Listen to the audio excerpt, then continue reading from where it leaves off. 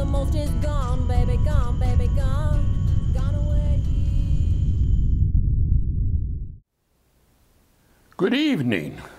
It is so nice of you to come visit me at my manor house for a few ghost stories. On the way over from my office, I walked through the cemetery to see a few of my patients. You know, as a small town doctor, it is always nice to go by and see a few of your patients who have passed on to the far beyond. Tonight, as we sit here, I'm going to tell a few ghost stories. Do you like ghost stories? I love to tell ghost stories. I want to tell you about a friend of mine who died last year. Patty McCaffrey. Now, Patty was a famous trial lawyer. He tried cases all throughout the area. And any time he was performing, any place you saw Patty, he'd have a blue suit on with a blue vest, a red tie, and a gold watch fob. And in his lapel would be a red carnation. Now, when Patty was trying a case up at the county courthouse, everybody came from miles and miles around. You could see the carriages parked all around the courthouse. And Judge McGregor, he was always honored to have Patty appear before him. Well, one day, Patty was representing Butchie Grant, who had killed a reprobate up there at the saloon in town. Well, he really killed him. He only stabbed him 5 times. And Patty was saying, oh, Butchie did nothing but self-defense. And that's what he did. And Patty had been arguing to the jury, had been cross-examining witnesses, and now it was closing argument time. He had already been telling the gentleman of the jury over an hour, and he's now ready for the crescendo. And he said, and now, gentlemen of the jury, you must find Butchie Grant not... And he fell to the ground. And I ran from the back of the courtroom, and I came up and I checked his pulse, and he was gone. There was a hush went over the courtroom. Maggie, Patty's wife, come up and she said, oh no! Judge McGregor slammed the gavel down to make sure everybody was quiet, and they cleared the courtroom, and the bailiffs cleared the courtroom. Mr. Underwood, the local undertaker, comes up and he says, Maggie, I'll take over from here. We'll get ready for any kind of a funeral.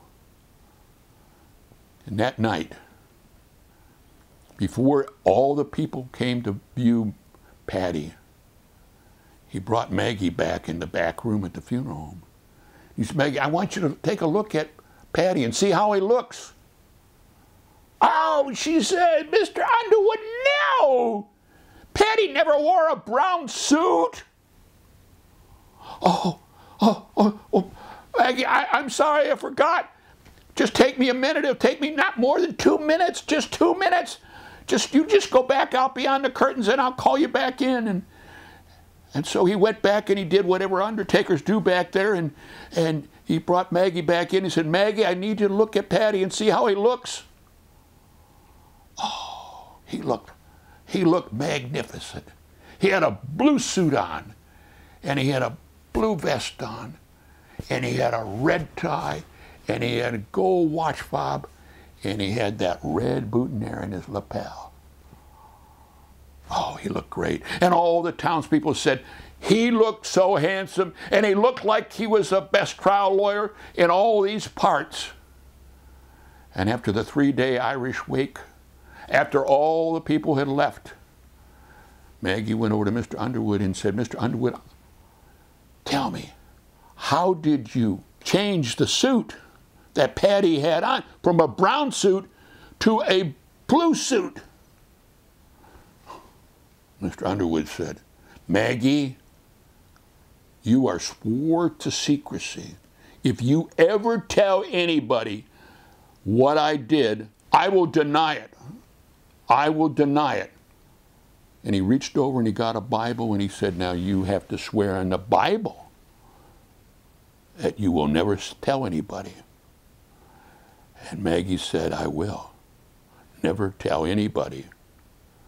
So he said, what I did, he says, I took the Patty in the back and I took the head off of Patty, off the brown suit, and I placed the head on the blue suit. So he looked exactly as you wanted him to look. And if ever you have anybody ask you, you will never tell him how I did that. And I want to tell you that if you ever see an undertaker, any undertaker in any town, and you ask him what the undertaker's secret is about a brown suit and a blue suit, they will deny it. One of the things I know you've been looking at this hand with a bloody arm. This is a story about Mr. Fox. This story came from my grandfather, my great-great-grandfather, my great-great-great-grandfather, who brought it from England many, many, many years ago, about Mr. Fox, the original serial killer, the story of Mr. Fox.